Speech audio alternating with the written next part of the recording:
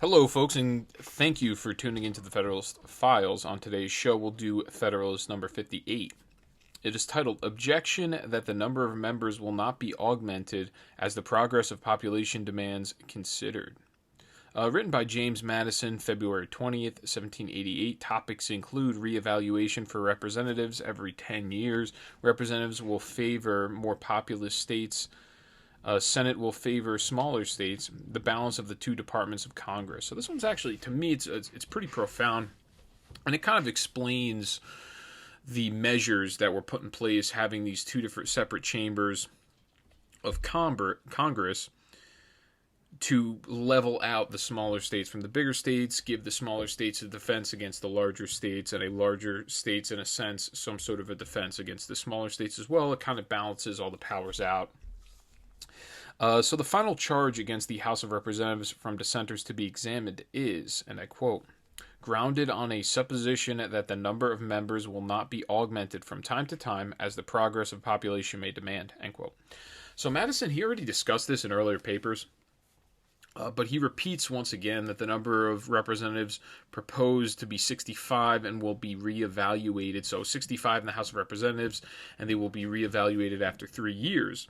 Then thereafter, the number of representatives will be reevaluated after every 10 years by a census to ascertain the apportionment of representatives per citizen and the number of representatives needed. Under the proposed constitution, the apportionment is 1 for every 30,000 citizens at this point. Now, I don't even know I think it's like 1 per every, I want to say 600,000, but I might be wrong. The current apportionment. So he goes on here to state, and I quote, and he starts numbering, he starts explaining here. He goes, 1. Those who urge the objection seem not to have recollected that the federal constitution will not suffer by comparison with the state constitutions in the security provided for a gradual augmentation of the number of representatives. The number which is to prevail in the first instance is declared to be temporary. Its duration is limited to the short term of 3 years. Within every successive term of 10 years, a census of inhabitants is to be repeated. The unequivocal objects of these regulations are, first, to readjust from time to time the apportionment of representatives to the number of inhabitants, under the single exception that each state shall have 1 representative at least. Okay. So just simply, we're gonna reapportion this every single 10 years with the census. We're gonna mess around with how many representatives each state's supposed to have, and how many inhabitants per representative. Now it's more like, I don't even know. I mean, in a lot of these sanctuary cities, they're counting federally. They're attempting to count illegal aliens as citizens. Now it was called inhabitants at this time because of slavery. Now I think the standard should be citizens. I don't know if it still is technically. I think it is by U.S. code, but I think I believe a lot of these sanctuary cities in these liberal states are attempting to subvert that standard. So he goes on. He states next, and I quote, secondly, to augment the number of representatives at the same period under the sole limitation that the whole number shall not exceed 1 for every 30,000 inhabitants. If we review the constitutions of the several states, we shall find that some of them contain no determinate regulations on this subject, that others correspond pretty much on this point with the federal constitution, and that the most effectual security in any of them is resolvable into a mere directory provision, end quote. So he's saying this augmentation to check the number of representatives, and people are, I guess, complaining about this, and he's saying a lot of these states have a standard for this. Some states don't have any standard for it. We need a standard for it, because the dissenters, their opinion was you needed more representatives. It wasn't enough. And Madison was saying, well, yeah, it's fine, because over the years, we're going to have a census, we're going to have more and more people, and then as time goes on, we're going to reapportion and figure it out. It's not going to be a set standard. This is something that actually has to change. It has to be malleable. Which does make sense, because then we have 330 million people in this country, and to this day we still had 65 representatives in the House. It would not be a good look. as well as, because then our senators would be 50, and then the Senate and the House would kind of just be almost the same body, really. Okay, so he goes on next. And if we didn't change the apportionment either, the 30,000 to one citizen apportionment, or I'm sorry, 30,000 to one representative apportionment, then we would have, oh man, we'd have thousands of representatives. So next he goes on. And he states, too, as far as experience has taken place on this subject, a gradual increase of representatives under the state constitutions has at least kept pace with that of the constituents, and it appears that the former have been as ready to concur in such measures as the latter have been to call for them. 3. There is a peculiarity in the federal constitution which ensures a watchful attention in the majority both of the people and of their representatives to a constitutional augmentation of the latter. The peculiarity lies in this, that one branch of the legislature is a representation of citizens, the other of the states. End quote. So this is where we kind of get to the meat and potatoes of everything here with this introduction to how two different chambers of Congress. One of them is representative of the citizens, of the volume of citizens, of the number, and the other of the states. The Senate was more representative of the states, as in representative of the state legislatures. And in this case, the Senate was more of a protection for the smaller states, whereas the House of Representatives was a protection for the bigger states with more voluminous population. But very important, the first thing that he states here is that you have all these state constitutions that have had this reapportionment, this census that they've been running themselves. And it seems like the people, the constituency, have agreed for it, they've called on it, and the state legislature has delivered. And that's important to say that. So you've had a lot of Americans concur with these opinions, and they've been working this out, working this through the legislative branch in their individual states. So we're pretty much just following the suit and the standard that has been laid out by the state legislatures themselves. So it goes on. In the former, and I quote, he states, and I quote, in the former, consequently, the larger states will have most weight. So when he says the former, he's saying in the House of Representatives, and then he says in the latter, meaning the Senate, the advantage will be in favor of the smaller states. From this circumstance, it may with certainty be inferred that the larger states will be strenuous advocates for increasing the number and weight of that part of the legislature in which their influence predominates, as in the House of Representatives. And it so happens that 4 only of the largest will have a majority of the whole votes in the House of Representatives. Should the representatives or people, therefore, of the smaller states oppose at any time a reasonable addition of members, a coalition of very few states will be sufficient to overrule the opposition. End quote.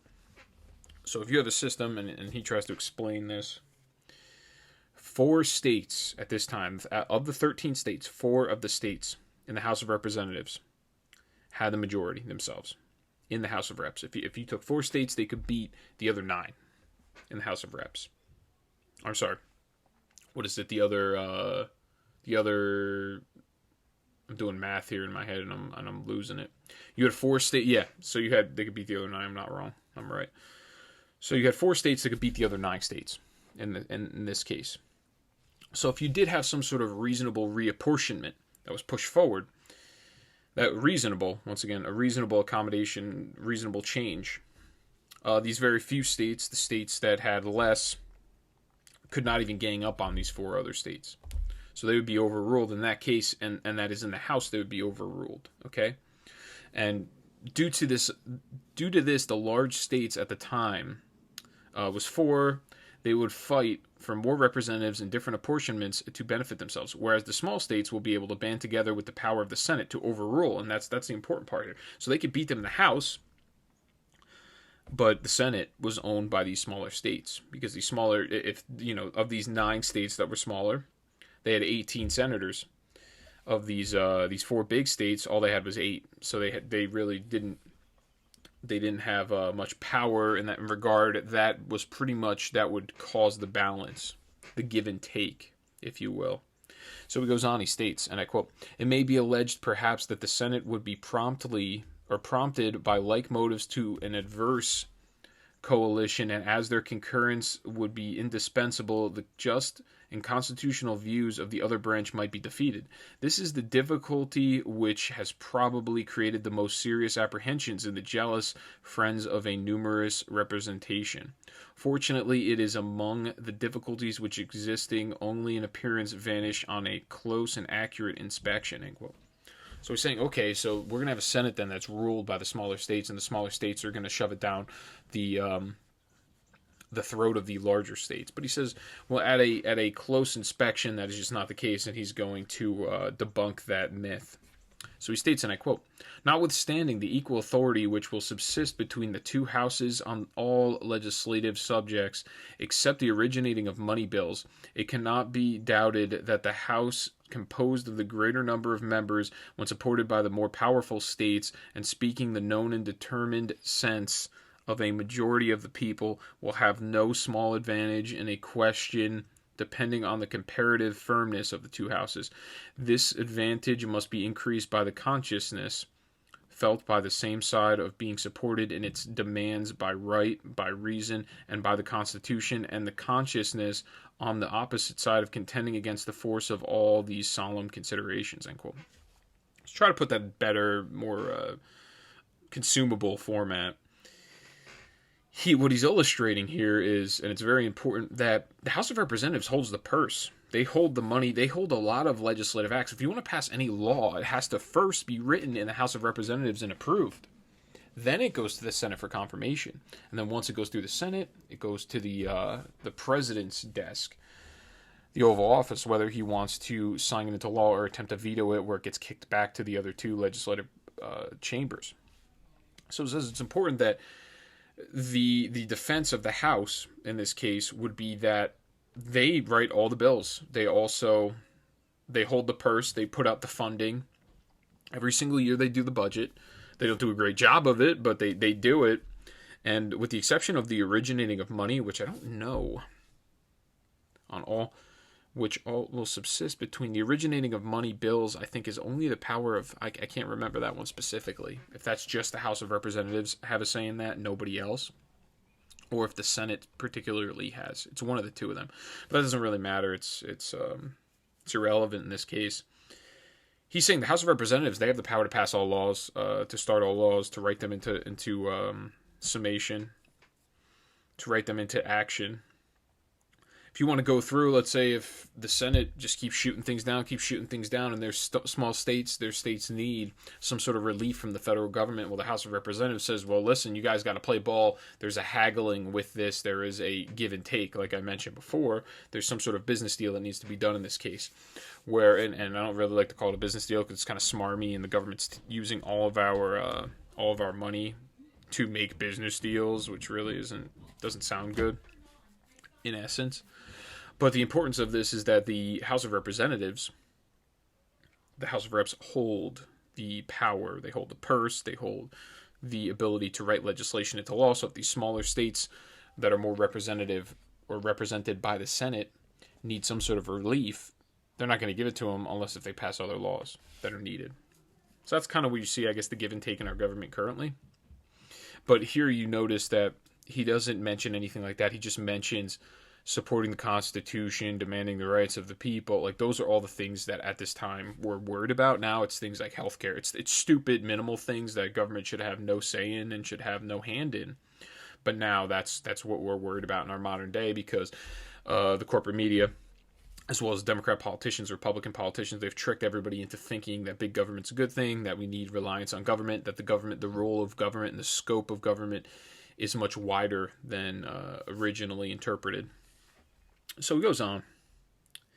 He states, and I quote, "It is farther to be considered that in the gradation between the smallest and largest states, there are several which, though most likely in general to arrange themselves among the former, are too little removed in extent and population from the latter, to second in opposition to their just and legitimate pretensions.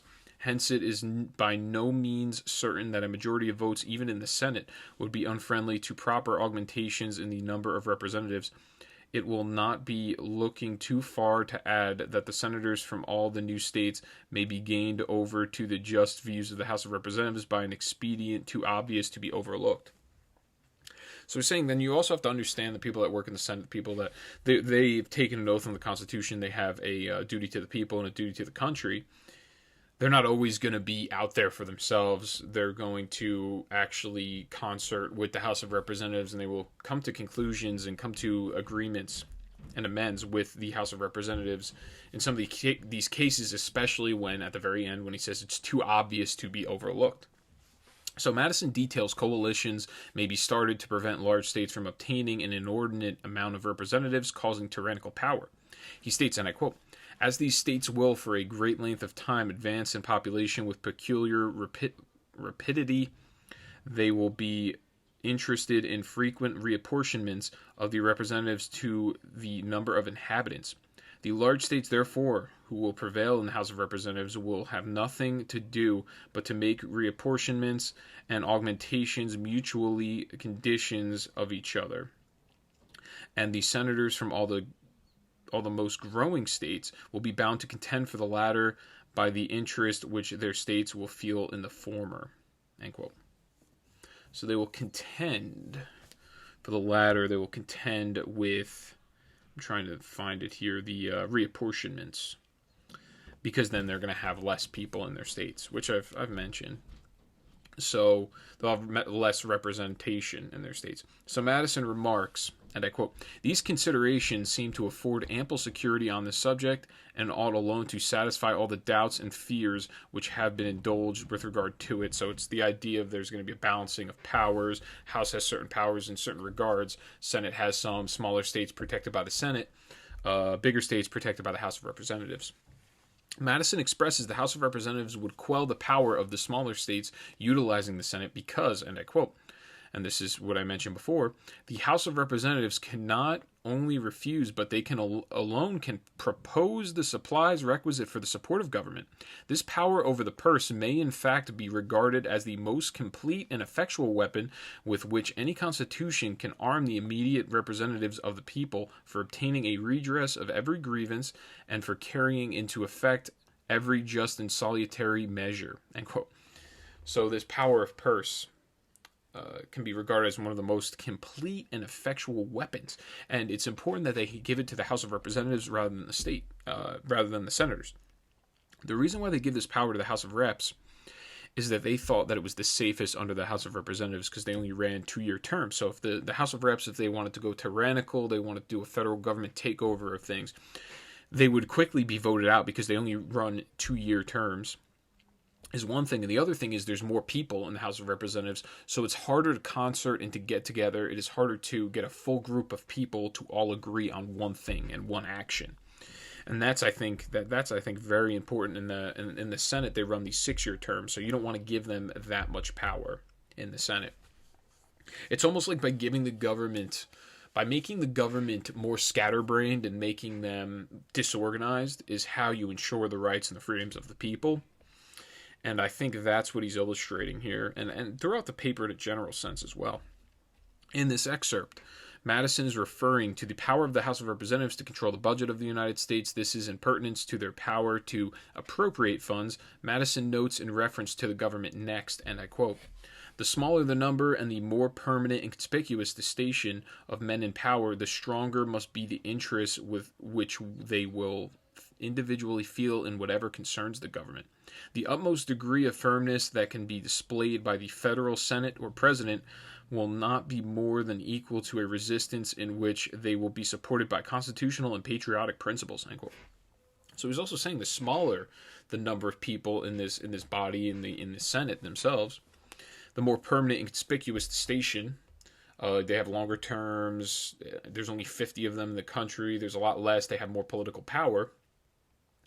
The stronger must be the interest which they will individually feel in whatever concerns the government. So they're supposed to stand stalwart with the Constitution and protect constitutional rights. Much more even than the House of Representatives, because the House of Reps are kind of more representative of the people in their own individual states, whereas the state senates are not supposed to be as representative of the people in the states, but moreover representative of the Constitution itself. Let's see here. Now next, he goes on. He states, and I quote, "In all legislative assemblies, the greater the number composing them may be, the fewer will be the men who will in fact dire their proceedings. In the first place, the more numerous an assembly may be of whatever character is composed, the greater is known to be the ascendancy of passion over reason. In the next place, the larger the number, the greater will be the proportion of members of limited information and of weak capacities. End quote. That's importantly, and this actually speaks to today in the House of Representatives. Well, you know what? We find a lot of idiots in the Senate as well. Mazie Hirono being one of them. Who's the other one? There's one other that is just a total dunce. But in the House of Representatives, in particular, you find the biggest dunces. You find Rashida Tlaib. You find AOC. You have what's her name? What's the other one's name? Pretty much the squad. All of them. They're morons. The Bush lady, I don't remember her, Cori Bush, she's an imbecile. There's just many of them in the House of Representatives. There's a lot more imbeciles because they are less distinguished, they have shorter terms, the standard is nowhere near as high as it is in the Senate.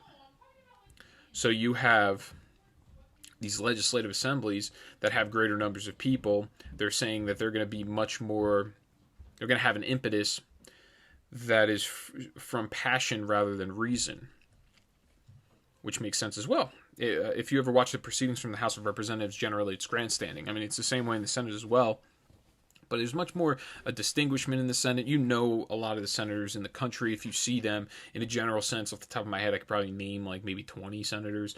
You know the senators much more than you know the House of Rep members. The only House of Rep members you know are the morons that are on TV. So it goes on. States, and that's why it's important to hold certain powers in the Senate rather than the House of Reps, because the House of Reps are easily ascending with their passion over reason.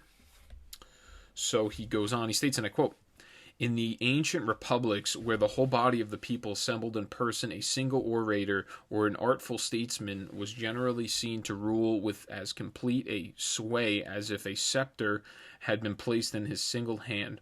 On the same principle, the more multitudinous a representative assembly may be rendered, the more it will partake of the infirmities incident to collective meetings of the people." End quote. So he's saying the bigger, the larger this group in the House of Representatives is, you're going to end up having very few connected people. And think about this right now, folks. So you have Pelosi, you have Schumer, or no, Schumer's in the Senate. Pelosi. Is Nadler in the House, or is he also a senator?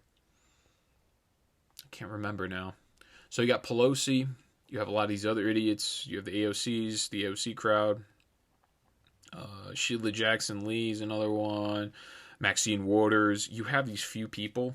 There's 435 representatives, but you notice there's maybe 5 or 10 of them that are standout a-holes, top-notch, moron, imbeciles.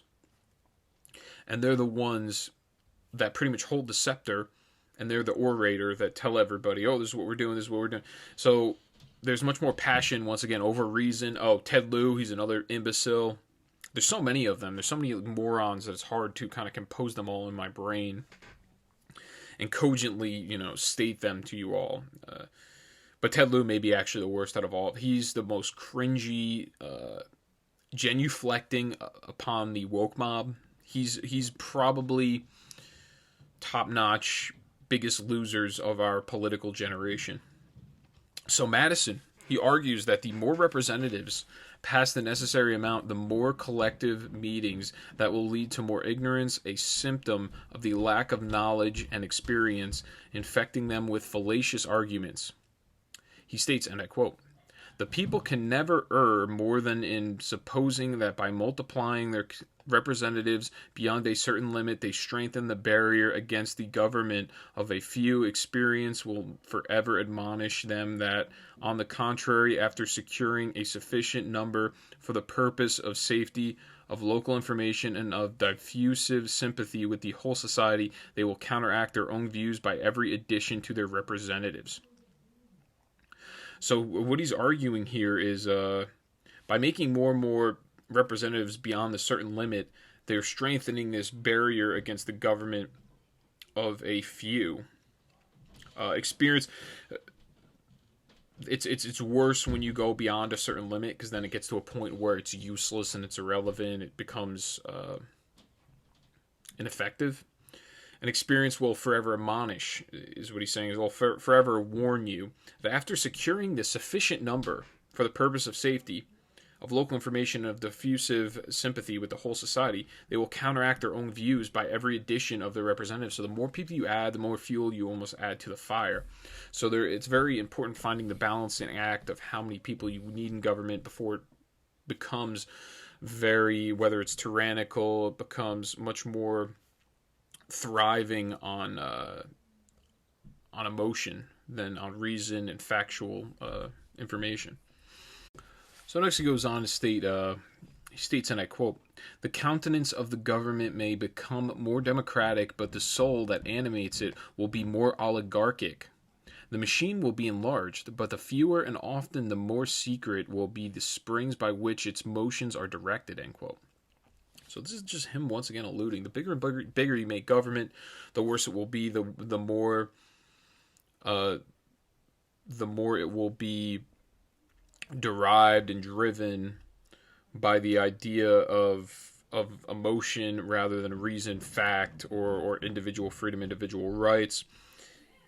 And I was alluding to this before, is what you see in our commonplace, what you find in our society is you find the media perpetuates a myth. You go on Facebook, you block out other content that dissents to this myth, to this opinion you want to call it, and then they label it as authoritative news sources, and it somehow has some sort of fact or truth or validity to the claim when it is not true. You put it everywhere. You pretty much brainwash the population, and the more people that are now deriving their reasoning through emotion and non-fact based information, they draw the conclusion that the entire society is racist. And that's in a general sense, the mob rule never works. Mob rule will never work. We are now closing on the Derek Chauvin, George Floyd case in trial, and it seems the defense has I think they say they lay their case, or they defer, they're done. Because the defense didn't really have to do anything, because you had the prosecution doing the job of the defense, because the prosecution, everybody they brought up, when cross-examined by the defense, they exonerated Derek Chauvin of wrongdoing. So what we're going to see, unless if the people are truly in the jury, and the jurors are truly actually afraid of what will happen to them if they go ahead with a not guilty verdict. If they're truly afraid, they will go ahead with a not guilty of second or third degree, and I don't know what other charges he can get. And the people will riot. Either way, people are going to riot. The riot will be probably a degree worse. It'll probably be in magnitude worse than it would be if he was guilty of charges. But that is all being driven mostly. I mean, it's not all being driven. It's being every single problem that you can look around in this country, every single problem you see, especially in the culture, it's driven by the media. It's driven by politicians. The two problems, this idea of getting away from further and further away from family values, getting further and further away from religion. We have lost our way in a lot of cases in the culture, and to be able to justify the idea of looting and rioting because you're angry at a court decision, or angry at something that happened, and meanwhile no facts of the case, no facts of the matter. That is the problem. It is deriving from our politicians and our media class. And this doesn't even, remember folks, this in the media, especially the politicians, nothing that they go out there and tweet, nothing they say even affects them. It only affects you. When they have riots in big cities, guess who's not there for the riots, to have their house burned down, or their apartment burned down, or their business destroyed and looted? The politicians. They're not there. They're not present. They are sitting in their huge, probably private neighborhood, huge house, just hanging out. So in conclusion, Madison objects to the said argument that more than a majority must be at a meeting in order to follow through with a legislative act. And this is actually very significant. It's kind of undervalued. I guess the dissenters, and I think he has a paper in the future talking about this, an entire paper. Or if it's not him, it's Alexander Hamilton, because I think from here on out, I think the rest of them are written by Hamilton. So I think we've already seen, this is the very last paper by Madison in this case. So he talks about it he states, and I quote, "In all cases where justice or the general good might require new laws to be passed or active measures to be pursued, the fundamental principle of free government would be reversed. It would be no longer the majority that would rule, the power would be transferred to the minority." So this part is, next he gets to the conclusion where you need a majority at this meeting for a legislative act to follow through. So if you had a system set up here now where the smaller states just wouldn't show up to these proceedings, to these legislative acts. So he states, and I quote, "In all cases where justice or the general good might require new laws to be passed or active measures to be pursued, the fundamental principle of free government would be reversed. It would be no longer the majority that would rule, the power would be transferred to the minority," end quote.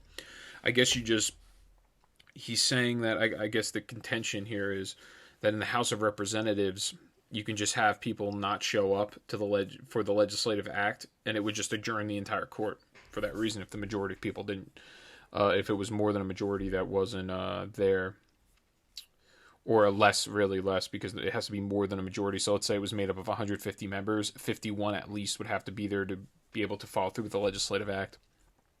An explanation: secessions would take place, meaning representatives of the minority wouldn't show up to meetings in order to suppress legislative acts, thus rendering the branch useless. Madison concludes, and I quote, "An interested minority might take advantage of it to screen themselves from equitable sacrifice to the general weal or the general welfare, or in particular emergencies to extort unreasonable indulgences," end quote. So that's something I think he just kind of gets into, and he's going to get into in later papers. So that concludes this one. I greatly appreciate everyone for tuning in. As always, please like, share, subscribe, drop the mic, let everyone know about the podcast, because I am unable to advertise myself. I also don't really have much of a budget to do so.